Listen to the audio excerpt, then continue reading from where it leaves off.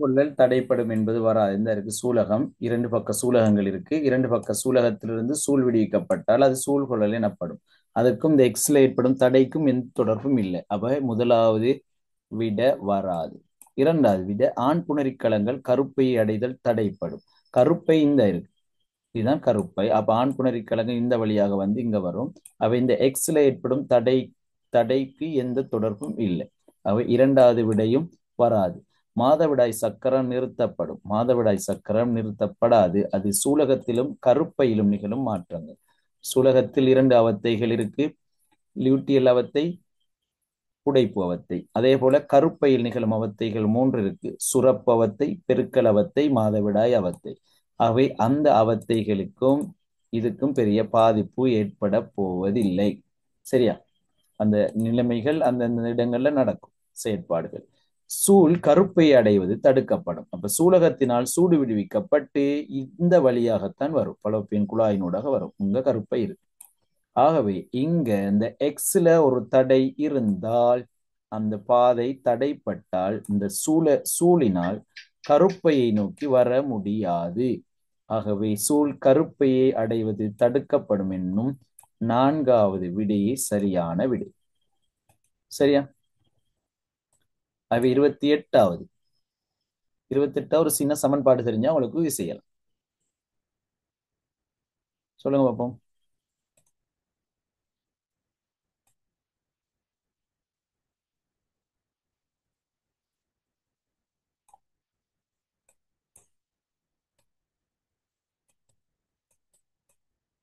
இதுதான் சமன்பாடு. இப்ப ஆன்சர் அனுப்புங்க.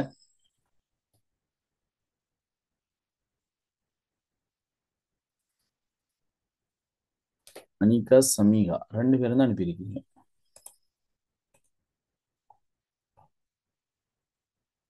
ஆதில் ஹசன், அமானி, அம்ரினுஹா, இம்லா, ஃபஸ்ரா, ருசைகா, சனா, ஷிமர் அஹ்மத்.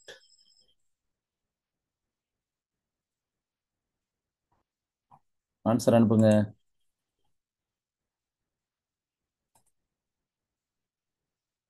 சதுர வடிவ அடியை கொண்ட கனவுரு வடிவ பொருள் ஒன்று மேசை மீது வைக்கப்பட்ட விதத்தை உரு ஒன்று மற்றும் பின்னர் அது சரித்து வைக்கப்பட்ட விதத்தை உரு ரெண்டும் காட்டுகின்றன. குறித்த சந்தர்ப்பத்தில் மேசை மீது தொழிற்படும் விசையும் அமுக்கமும் மாறுபடும் விதம். விசை என்றால் இந்த இடத்துல நிறைன்னு சொல்லலாம். விசை என்றால் தராசுல போய் நின்றாலும் சரி, தராசுல போய் இருந்தாலும் சரி, உங்களோட நிறை மாறாது. அப்படிதான், திணிவு மாறாது, நிறை மாறாது. திணிவை 10ஆல பெருக்கினால், புவியீர்ப்பு அறுமுடுகளினால் பெருக்கினால் தான் நிறை வரும். அவை நிறை மாறாது. அப்ப இந்த குற்றி இப்படி இருந்தாலும் சரி, இப்படி இருந்தாலும் சரி, அது கீழ் நோக்கி தாக்குற நிறை மாறுமா மாறாதா? வராது. மாறாது. ஆகவே நிறை என்பது இங்கு விசை. ஆகவே விசை மாறாது என்ற விடை வரணும். இல்ல விசை அமுக்கமும் குறையும், முதலாவது விட வராது. விசையும் மாறாது ஒன்று இருக்கு. இதுல மூன்றாவது விசை மாறாதுன்னு இருக்கு. இதுல விசையும் அமுக்கமும் மாறாதுன்னு இருக்கு. அவ முதலாவது விட வராதுன்னு முடிவெடுத்தாச்சு. இப்ப அமுக்கம் மாறுமா மாறாதா? இதுதான் அமுக்கம் என்பது பிரயோகிக்கப்படும் விசை. இந்த விசை மாறல்ல, ஆனால் விசை பிரயோகிக்கப்படும் பரப்பளவு என்ன செய்யுது? இந்த படத்தின் அடிப்படையில் உருவுல மாறுது. ஆகவே ஆரம்பத்துல பரப்பளவு சிறிதாக இருந்தது. இப்ப விசை மீது, அந்த மேற்பரப்பின் மீது தாக்கும் பரப்பளவு அதிகரிக்குது. ஆகவே பரப்பளவு அதிகரித்தால் விசை கூடுமா குறையுமா? அமுக்கம் அதிகரிக்கும். அதாவது பரப்பளவு அதிகரித்தால், உதாரணத்துக்கு வச்சுக்கொள்ளுமே, மேலே 20, விசை 20. முதலாவது சந்தர்ப்பத்துல சின்ன பரப்பளவு தானே இருக்கு, 2ன்னு வச்சுக்கொள்வோம்.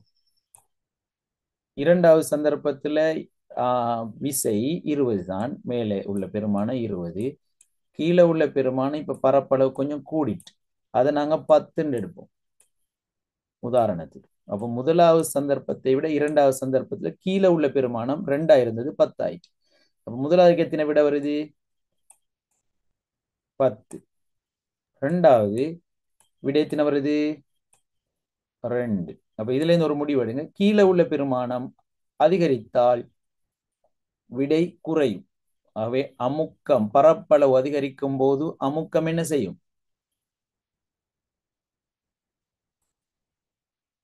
குறையுது. அமுக்கம் குறையும். சரியா? அமுக்கம் குறை. ஆகவே இதுக்கான விடை விசை மாறாது, அமுக்கம் குறையும். 3வது விடை. விசை மாறாது, அமுக்கம் குறையும். 3வது விடை. சரி, 29வது.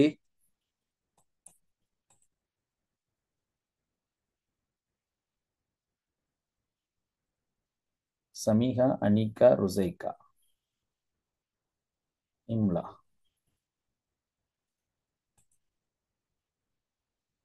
அமானி, அம்ரினுஹா, ஃபஸ்ரா, சனாஸ், சதா, ஷிமர் அஹமட்.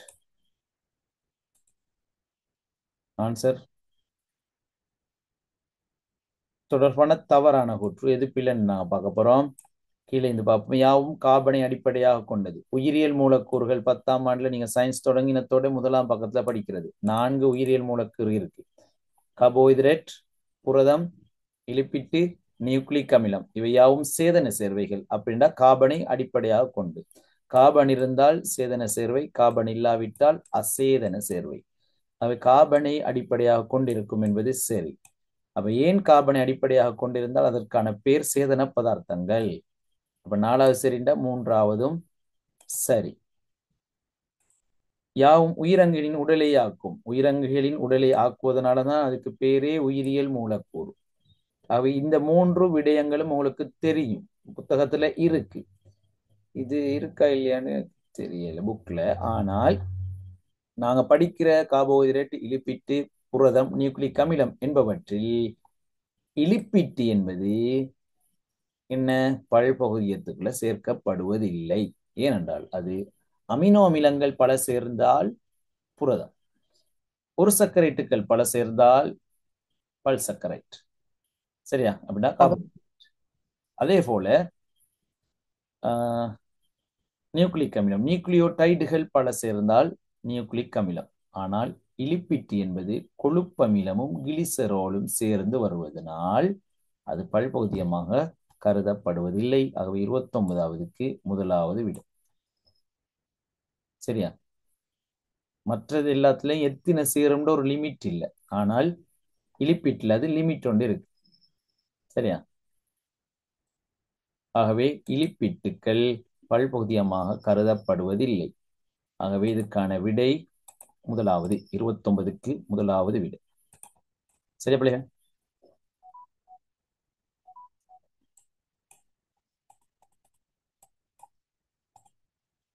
கொழுப்பமிலம் கிளிசரோல் சேர்ந்து இலிப்பிட்டு உருவாகின்றது. சமன்பாடு இல்லை உங்க புக்ல. சரி,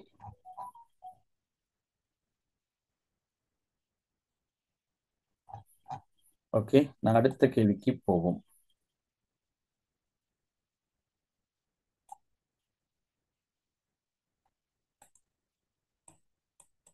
சரி, 30வது ஒரு இலகுவான கேள்வி.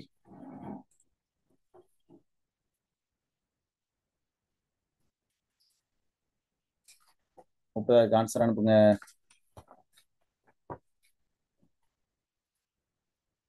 ஒரு ஆள் அனுப்பியிருக்கு. சரியான விடை சமீகா.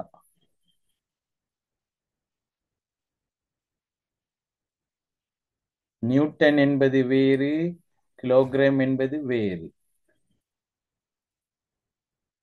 திணிவு மாஸ், நிறை வெயிட்,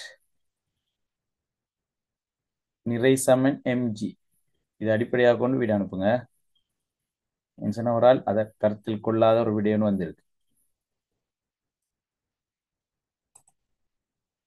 இலை மூலம் தொங்கவிடப்பட்ட 1 கிலோகிராம் திணிவுடைய தட்டு தராசு ஒன்றில் 10 கிலோகிராம் திணிவு கொண்ட பொருள். ஆன்சர் 10 கிலோகிராம் திணிவு கொண்ட பொருள் அளந்து எடுக்கப்பட்டது. தராசு படியுடன் சமநிலையில் உள்ள போது இலையால் தராசில் வழங்கப்படும் இழுவை எவ்வளவு? அப்ப நான் ஒரு தராசு எல்லாரும் பார்த்திருப்பீங்க. இப்படி இருக்கும், கீழே தட்டு இருக்கும், தராசு இருக்கு. சரியா, மேல்ல ஒரு இலை இருக்கு, இப்படி தொங்க விடப்பட்டிருக்கு. வச்சுக்கொள்ளுமே, இப்படி ஒரு தட்டு இருக்குங்க. தராசு ஒன்று வரையும். இதுல பொருள் இருக்கு. சரி, இப்ப இந்த தராசுல பார்த்தா கீழ் நோக்கி தராசு வெறும் தராசா இருக்கும்போது கீழ் நோக்கி அது 1 கிலோகிராம். கீழ் நோக்கி 1 கிலோகிராம் டால் எத்தனை நியூட்டன் தாக்கும்? வெறும் தராசா இருக்கும்போது 1 கிலோகிராம் எத்தனை நியூட்டன்? 10 நியூட்டன் தாக்கும். 10 நியூட்டன். இப்ப 10 கிலோகிராம் திணிவு கொண்ட பொருள். திணிவு இருந்தால் ரெண்டு பக்கமும் என்ன இருக்கும்? சமனாக இருக்கும். அப்பதானே பேலன்ஸா இருக்கும், சமம். இங்காலையும் ஒரு 10 கிலோகிராம், இங்காலையும் 10 கிலோகிராம் படி. ஒரு பக்கம் 10 கிலோகிராம் பொருள், இன்னொரு பக்கம் 10 கிலோகிராம் படி. ஆகவே 10 கிலோகிராம் என்பது எத்தனை நியூட்டன்? 10ஆல பெருக்கினார் mg 100. நியூட்டன். எங்கள பக்கம் எத்தனை நியூட்டன்? 100 நியூட்டன். இது எல்லாத்தையும் இந்த இலை தாங்கணும். சரியா, இந்த இலையில இழுவை ஒன்று இருக்கணும். ஆகவே அந்த இழுவை எத்தனையாக இருக்கும்? கீழ் நோக்கி 210. இப்ப சமநிலையாக இருக்கணும்னால் எத்தனை நியூட்டன் வரணும்? 210. 210 நியூட்டன். ஆக விடை 4வது விடை. சரியா பிள்ளைகள்?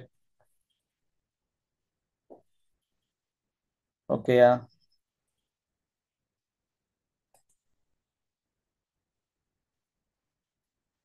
சரி, அவை 30க்கு 4வது விடை.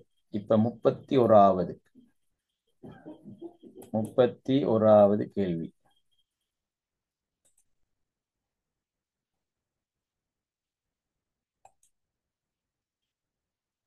இலகுவான கேள்வி. விசையின் திசையில் இடப்பெயர்ச்சி. வேலைக்கான சமன்பாடு எடுத்தீங்கன்னா உங்களுக்கு விட அனுப்பலாம். 31வது. சாய்தளம் மீது மரக்குற்றி ஒன்று P இருந்து QR வரை விசை F, P இருந்து R வரை போகுது. F-னை பயன்படுத்தி இழுத்து உயர்த்தப்பட்டது. குறித்த சந்தர்ப்பத்தில் ஆற்றப்பட்ட வேலையை தரும் தொடர்பு. அப்ப வேலை சமன் விசை தர விசையின் திசையில் இடப்பெயர்ச்சி. இப்படி போகுது விசை, இல்லைங்களா? பொருளுங்க இருக்கு, வேலை விசை தர விசையின் திசையில் இடப்பெயர்ச்சி. அப்ப இந்த இடப்பெயர்ச்சி நீங்க பாத்தீங்கன்னா சரி, இங்க பாருங்க, இப்படி ஒரு இடப்பெயர்ச்சி, அதான் விசையை குறிச்சு காட்டிருக்கு. சரியா? ஆகவே விசை F எடுத்தால் இடப்பெயர்ச்சி எது வரும்? QR PR? PR. விசையின் திசையில், விசை பிரயோகிக்கப்பட்ட திசையில் உள்ள இடப்பெயர்ச்சி.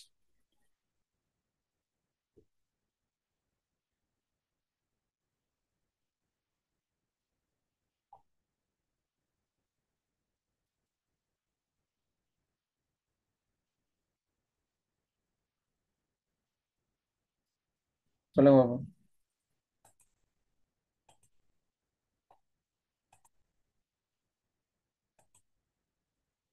QR எடுத்தால் பாருங்க, விசை அந்த இடப்பெயர்ச்சி திசை இங்க இருக்கு, இப்படி இருக்கு, அப்படித்தானே? Q இந்த இடத்துல இருந்து Rக்கு திசை இந்த திசையை நோக்கி இருக்கு. விசையின் திசையில தான் இடப்பெயர்ச்சியை நாங்க பார்க்கணும். விசையின் திசையில ஏற்படுத்தப்பட்ட தூரம் அல்லது இடப்பெயர்ச்சியாக அது கருதப்படும். ஆகவே PR முதலாவது விடை. 31க்கு முதலாவது விடை. சரி, 32க்கு.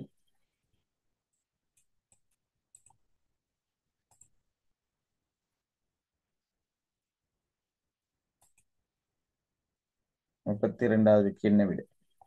சரி, அனுப்பினாக்கள் எல்லாம் சரி. 32வதுக்கு நியூட்டனின் இரண்டாம் விதியினால் விளக்கக்கூடிய தோற்றப்பாடு பின்வருவனவற்றில் எது? நியூட்டனின் இரண்டாம் விதி என்னன்னு சொல்லுங்க பார்ப்போம். இரண்டாம் விதி என்ன? F சமன் ma. அப்ப திணிவு எல்லாம் சம்பந்தப்படுது எதுல?